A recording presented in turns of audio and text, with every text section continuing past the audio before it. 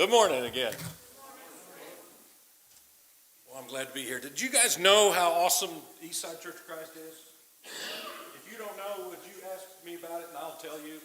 Because it is. I'm just so glad to be a part of this congregation and to be here this morning. I'm glad that you're here too. As was already mentioned before, we're going to be starting on April 17th a support group, kind of a class, a support group. It's several things put together.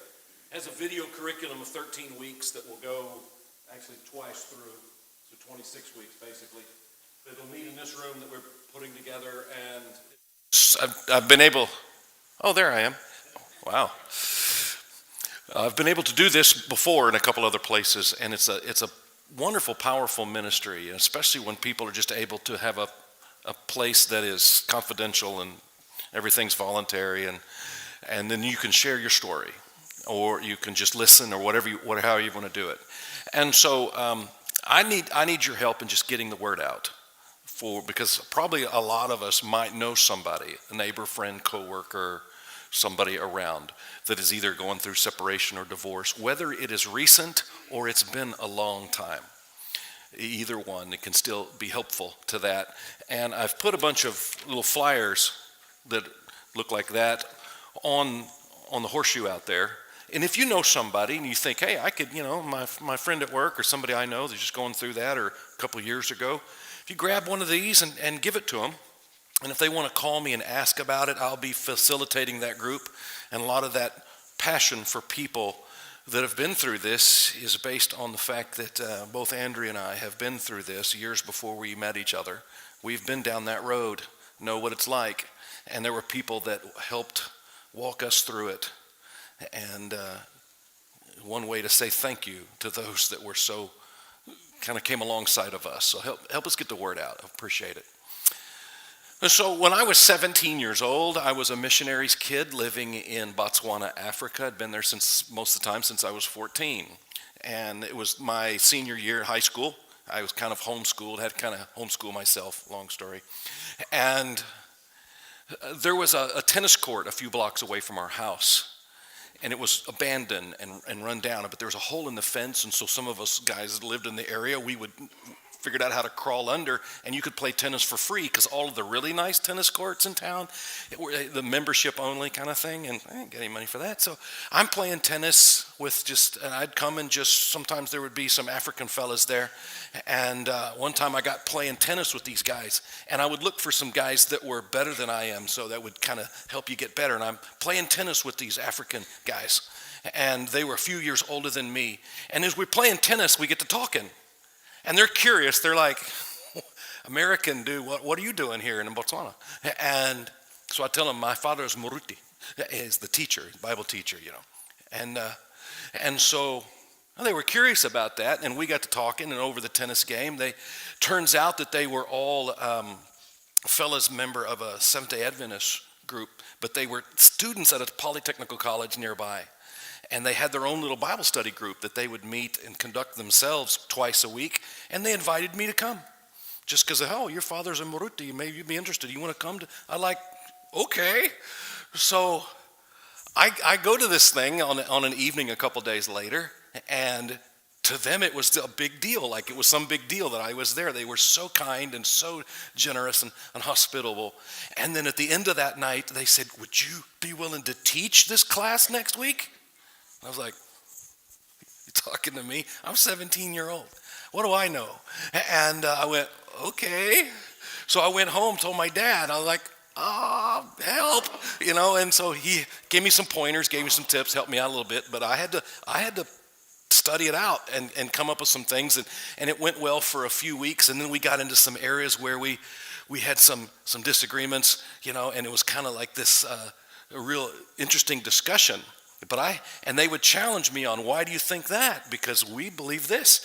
And I had to really put my nose to the grindstone and defend what I believe the scriptures were saying on some things.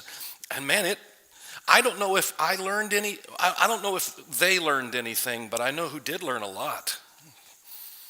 Man, you ever want to learn the Bible, I'm telling you, teach it. And But sometimes I would ride my unicycle. I rode unicycle back then a lot, and I would ride it down to the campus, and that created quite a stir of its own, because a lot of them back then had never seen such a thing. And we'd start a lot of conversations that way, and I would hang out on campus with them, and I got to be real good friends with them and had some real breakthroughs with some of these great fellas until I moved back to the States when high school was done. And that kind of reminds me of some of the principles that we're going to learn from an encounter that Jesus has with the woman at the well in John chapter 4. Just have heard some of that account read from John 4.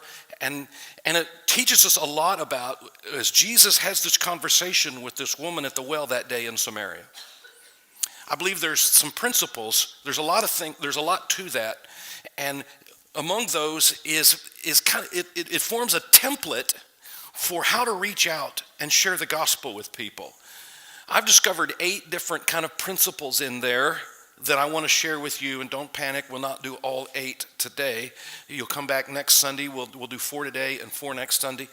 And I wanted to share those with you to talk about the E word, because, when you talk about the E word, man, evangelism, this is kind of the reaction that a lot of us have. You want me to what? I talk to people about the Bible, about the gospel, and that's intimidating and frightening, and a lot of people are just treat it like this, and like, no thanks. I am not unfamiliar with this feeling, let me tell you. Even though I have done it before, even as an AIM student, I am by nature an introvert, so it's still an intimidating, it's kind of a scary thing, but I think we make it scarier than it really needs to be. And too many of us might even use that as an excuse to just kind of not do it. But we have a command. We have a gospel to tell, a great commission to fulfill.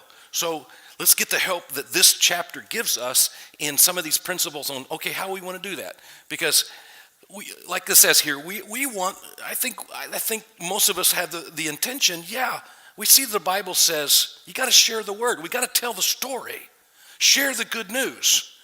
But it's a little scary, like, okay, but how?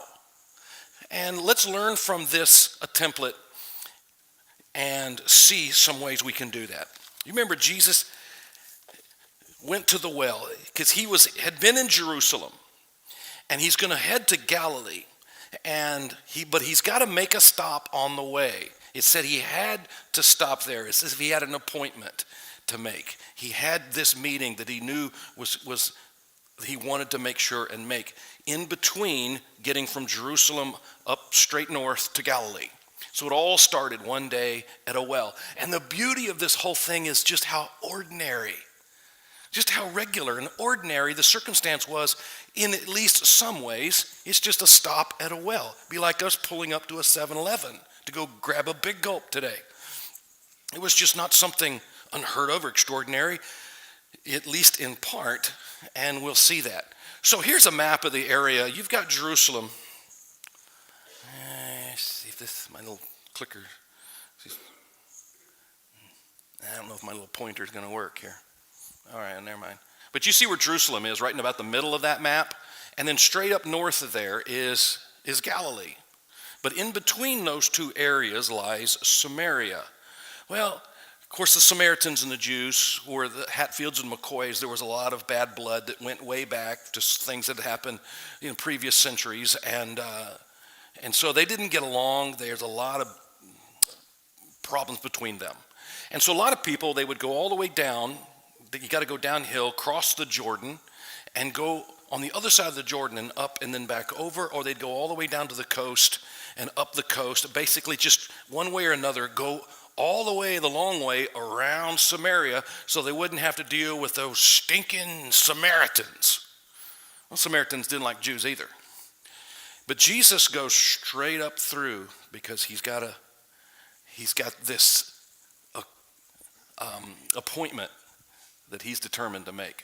Now, and so the first thing we learn from this in the first couple verses is, first thing you want to do, if you want to evangelize, you want to reach out with the gospel to people around you, it's simple. You just got to go where people are. The great thing about this one, I bet you we're already doing this. If you go to Walmart, or you go to the grocery store, or you gas up your car, or you go to work or to school, or you go out of your house, and I'm going to guess since you're here, you at least occasionally go out of your house. Then you're already going where the people are. Jesus intentionally gets headed to where there's other people. Because how am I going to teach other people unless I encounter other people? And so that's what he does in the first verses. This is like we just had read. He leaves Judea and he went into Galilee, but he had to pass through Samaria. Didn't go around it. Came to a city in Samaria called Sychar. It's near the parcel of ground that Jacob gave to his son Joseph, and there's a well there. Now this is a hot country, and this is a hot area, and he's in the middle of the day, so it would have been really hot, and so people would naturally want to head to the wells and to places like that where you could get a drink of water. So he's basically pulling into the local 7-Eleven here to get a big gulp because it's hot, and he takes a rest. He's wearied from his journey, and it was the 6th hour. That's right in the middle of the day. Now we'll see in the on each of these, we'll see a parallel in the book of Acts. In the book of Acts, we see the first decades of the church as it grows, and it grows huge because you'll see in the book of Acts, church is on the move, never sits still, never just sits around and doesn't do anything. It's moving, it's acting, it's giving, it's serving, it's growing, it's expanding, it's telling the story, it's evangelizing. So they do the same thing. Look in Acts chapter 8. Here's some of the last words that Jesus tells his followers while he's on this earth. He tells them, "But you will receive power when the Holy Spirit has come upon you, and you will be my witnesses, both in Jerusalem, Judea, Samaria, and even to the remotest parts of the earth." You'll see this expansion with these locations. It's like when you drop a rock into a pond, you'll see where do the ripples go? What direction do the ripples go? Every direction. It'll start from right where the rock hit the water, and it'll ripple out like that. And he's saying the gospel needs to do the same thing. Because they were in Jerusalem, so he said, start where you are, and then expand out from there. So for us today, we ask that question. That's where they're going to go, because that's where they were that day, but we're not in Jerusalem. So where will we go? Where will you go? Where the people are to take the gospel. And our Jerusalem today might be the city of Terre Haute or Brazil or whatever town you live in. And that could be your Jerusalem that you would start in. Judea, Samaria could be those would be the expanding areas around, maybe like the counties around this area. Or the whole state of Indiana would be our Judea and Samaria today. And then he says the remotest parts of the earth. Some of us can go across the street, and maybe some of us can go across the other side of the world. I've been really fortunate in my life to be able to do that multiple times, even though I haven't been able to go on a mission trip overseas for about 4 years now. Thank you, COVID, and it's killing me. But hopefully in the future I can. The second principle we learn from this story is not only after you go to where the people are, when you get to around these other people, you got to engage. You got to reach out. What does Jesus do? He sits down at the well, and when here comes this lady to get her water, he doesn't just kind of go, "Oh, what's up?" Or just kind of ignore her. He starts a conversation. And again, the cool thing about this is just how ordinary the conversation is. Look what he says, chapter 4, verse 7. He just has a question. "Hey, can I have a drink of water?" See how normal that is? How just... He didn't do some miracle or Jedi mind trick on her. This is not the unbelief you're looking for. He just, "Hey, can I have a drink of water?" She's got the means to draw it. Now, she was surprised by that because as a Jewish man asking a Samaritan woman, that's kind of a breach of culture, a breach of the norms of society. But that, again, the curiosity or the unusualness of that starts some of the conversation. But just asking for a drink of water, that's beautifully ordinary. And you see the same thing happen in the book of Acts. Years later, in Acts 16, here's Paul, Silas, and all the gang. They are on a mission trip there, one of Paul's journeys, and look what they did. So they go to a new town, and so what do they want to do? They want to go to where the people are. And when they get to where the people are, start some conversations, start talking to people. So where do they go? We went out to the river, because that's why people will gather there. That's where you're going to find people. at the river. They're getting water, they're washing their clothes, and doing laundry or whatever you do there. And there's a group of people praying there. And we sat down and began to speaking to the women who assembled. See, that's the same thing Jesus did. You just start talking. We've got to engage people. And I'm the worst for sometimes having an opportunity placed before me, what I'm going to call a well-side encounter right there. And because of shyness or because of, I decide for them, they wouldn't be interested in talking about, come on. I let the opportunity pass and then later go, man, I had a perfect opportunity to talk to somebody, meet somebody, maybe invite them to church, and I didn't. I copped out. And so we don't want to do that. Who can we talk to? I believe that this week, every one of us is likely to have people to be able to have opportunities to talk to. Maybe to say, hey, if somebody looks like they're having a hard time, say, you okay? Would it be okay if I prayed for you? Rarely have people said no to such a request like that, if it's genuine. Or they say, hey, we got a thing at church. You want to come to our Bible study or going to come to our small group? You want to come worship with us? And they may say no. Okay. They may say yes. You never know until you ask. A lot of people aren't here that might be, and probably some of them would be, just for the fact that they haven't been invited yet. Let's invite. Let's talk. And then the third thing you'll see Jesus do in this encounter is place people above prejudice, because he is in a situation where in his time and in his culture, all kinds of prejudice. You travel around the world and in different places, one thing is constant, even though it's different everywhere, is the idea that there are thems and us's everywhere. The names change, the faces change, but there's everywhere I've ever been, there's been, we don't like those people, or those people don't like us. We don't talk to them. We don't hang out with those kind. And every culture has that. Jews and Gentiles had that. Boy, Jews and Samaritans, Hatfields and McCoys, man. The feuds and the distrust and the dislike was immense in the first century. Jesus totally ignores all of that. And there were mores, there were social expectations that a man is not supposed to talk to a woman. Okay? And he's like, you know what? Her soul matters more than these cultural rules that society wants to impose on us. Her soul matters more. He talks to her.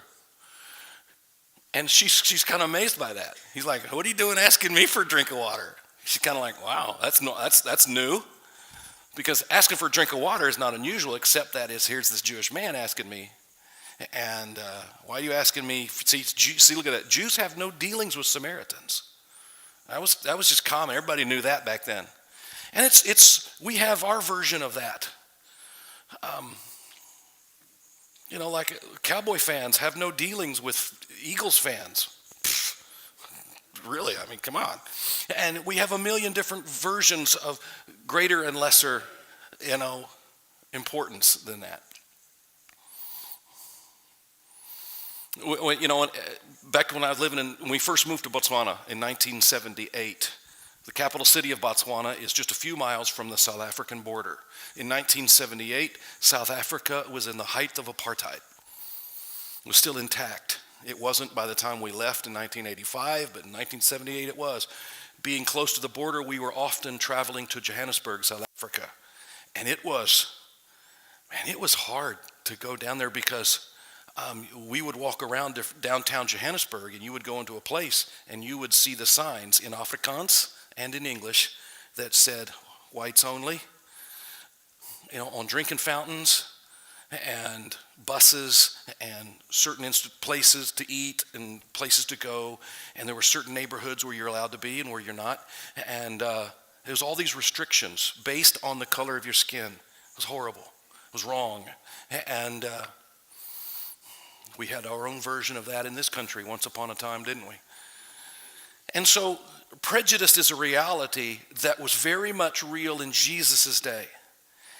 In the book of Acts, you'll see them doing the same thing. There was a prejudice here that they dealt with. In Acts 15, there had been a lot of debate, and Peter stands up and he says, "Brethren, you know that in the early days God made a choice among you that by my mouth the Gentiles should hear the word of the gospel and believe." Because people were trying to say in the early years of the gospel, okay, I don't think Gentiles can be Christians. Up to this point, before Acts 10, only Jewish people or Jewish proselytes had become Christians. Now when Cornelius and his family he's a Gentile, and they're like, people are like, whoa, hold the phone, that guy's a Gentile. He can't be a Christian. And so it led to a big meeting in Acts 15 to sort this out. Because somebody was saying, okay, well, we'll let the Gentiles in, but they've got to be circumcised like the Jewish people, that rite of circumcision, and make what they're trying to do, what I call make them Jewtiles. You've got to, okay, and the apostles are saying, no, sir. And they sort it out. But see, there was a prejudice there. People matter more than prejudice. We need to be aware of those. Sometimes they can be very subtle. And a lot of us may think, I don't have any prejudices. And we might and maybe not even be admitting it to ourselves or aware of those. We need to discover those. We need to get past that and eliminate those, because those people's eternities matter more than my preference. Some people have preference, their prejudice might have to do with socioeconomic level, or what side of the tracks you live on or from. It might have to do with what region of the country. It could be your accent. It could be the way you dress. It could be lifestyle. It could be 100 other things. Oh, that guy's covered in tats, man. We can't, we may not even say it out loud, but inwardly you're like, no, the gospel's not for you. Really? My son in Oregon is covered with tats. Gospel's for him too, and or it could be, lots of different possibilities. So people matter more than prejudices. I got to confront mine. Let's all deal with ours, because it's just a thing that shouldn't be, shouldn't be allowed to influence my decision on whether I'm going to approach somebody with the gospel. And then lastly, we see Jesus do this. He'll use the physical to highlight the spiritual.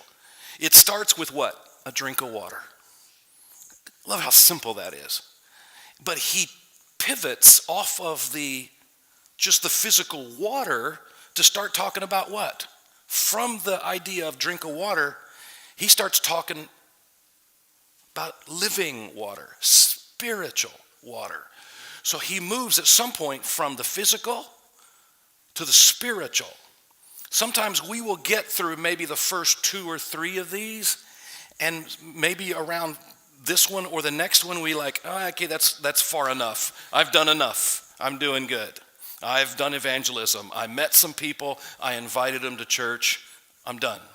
Or I was nice to them. I have befriended people. I'm done. Well, the truth is, and we'll talk about that a little bit more next week, is that until the gospel is presented, you haven't completed evangelism, whether or not they say yes. At some point, somebody's got to teach them the word. I've heard people from time to time, and I don't know if maybe this is where you might be, but I've heard people say, well, my thing is I'm gonna live a good, godly life. I'm gonna be a good example. I'm going to be a good guy. I'm going to be a good neighbor. I'm going to be a nice employee. I'm just going to be a good fella. And my niceness and my example, that'll be my evangelism. Well, that's a good start. We certainly want to be a good example. We have commands in that arranged. But is that enough? My question is that what Jesus did? Did Jesus come down to earth, become a man, step into human flesh, and say, I'm going to come walking around just being nice? And that'll bring people to truth in the gospel. Just living a good life, being a nice fella. No, it's got to go farther than that, doesn't it? Because the problem with that technique is there are people from cults, people from world religions of all kinds of names that could say the same thing, right? I'm going to come down and be a good fill in the blank, and not even a Christian person, and that'll influence people. See, that's not enough. People have to be taught the specifics of the gospel at some point. And so he does this. He says to her, starting in verse 10, he says, if you knew the gift of God, who it is that says to you, give me a drink. Because you're like, why are you asking me for a drink? He's like, hey, if you knew who you're talking to, I wouldn't be asking you for a drink. You'd be asking me for one. Because you can only give me H2O. I can give you living water. So he's transitioning here from the physical to the spiritual. If you knew the gift of God and who it was that says to you, give me a drink, you would have asked him and he would have given you living water. And she, of course, doesn't understand, does she? Like many people won't, when you go from the physical to the spiritual might go like it maybe sometimes does for us too. He says, you have nothing will to draw with and the well is deep. Where do you get that living water? You're like, hey, this living water stuff, does it come in bottles or buckets?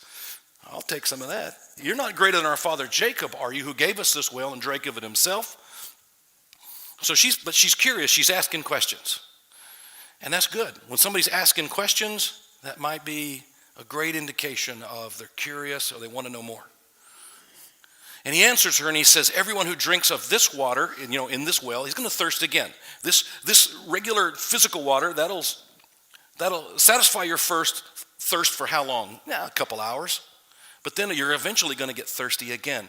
And you got to drink again and again and again. He says, the water I'm offering you is not like that. It's not that kind of water. Look what it says. Whoever drinks of the water that I will give him shall never thirst, but the water that I give him will become in him a well of water springing up to eternal life. He's quoting from Jeremiah when he has that phrase. And the woman says, sir, she's like, hey, this sounds great. Give me this water so I won't be thirsty and have to come all the way to draw. She's still not understanding completely. She's thinking, hey, man, if I'm never thirsty again, I have to become lugging this bucket up here to the well every day. Now, you see in the book of Acts, Paul does the same thing. He's in Athens in Acts 17, and he has wandered around the city of Athens for days, and then he gets an opportunity to preach to them, and look at what he tells them. He says, for I was passing through and examining the objects of your worship. I also found an altar that was to this inscription to an unknown God. He's like, hey, checking out all your statues around town, and there were lots of them in Athens. And so he deals with the physical reality of these monuments and these statues to these idols. And he says, what therefore you worship in ignorance, I proclaim to you. So he says, you've got these unknown God statues. Let me tell you, make the unknown God, the God, known to you. So he's doing this, Paul was doing the same thing. So it just gives us a question, how can we connect with somebody else in order to teach them? I think we all can. You may think, well, I'm not a trained speaker. I'm very shy, I know. But there are probably people, I guarantee you, there are people that you can connect with, wouldn't listen to me. You know why? Because they know you. They're friends with you. They trust you. They have a relationship, a history with you. And so they're liable to more likely listen to you than if I showed up. And especially since I'm the hired gun, right? Some people see that out in the world. I've had people that are like, here comes the preacher. And, it's like they just see it as the Jesus salesman, for some. But I could just see the wall go up sometimes. It's a reality. But there might be some folks that wouldn't listen to me that would listen to you. Will we give them something to listen to? So let me just leave you with these, and we'll finish up next Sunday. Here's one of the things I just love of some of the principles we get in this. I invite you to appreciate the glory of the ordinary. Because the conversation, the occasion was fairly ordinary. A stop on a hot noon day at a well to get a drink. How beautifully ordinary that is. That's like a trip to Walmart. You could have well-side encounters at aisle 5 at Meijer or at the gas pump number 2. Or you could have, or at A-Zip Pizza.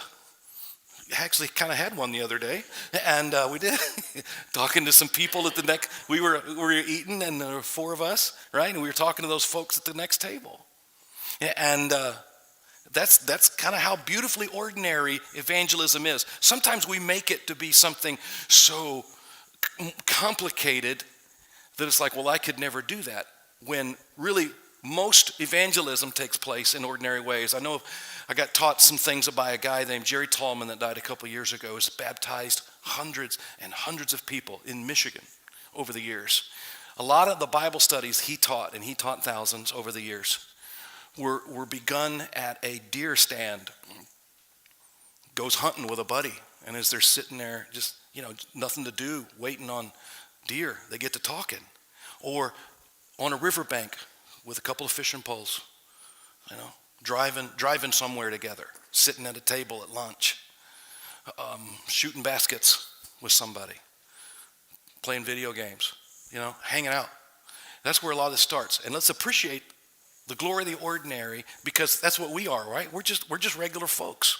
But that's who God looks to and uses, the ordinary Christians who, through God's power, can do extraordinary things. And so look around you and find people to teach. Would you be willing to pray this prayer? God, open my eyes to the lostness of the people around me.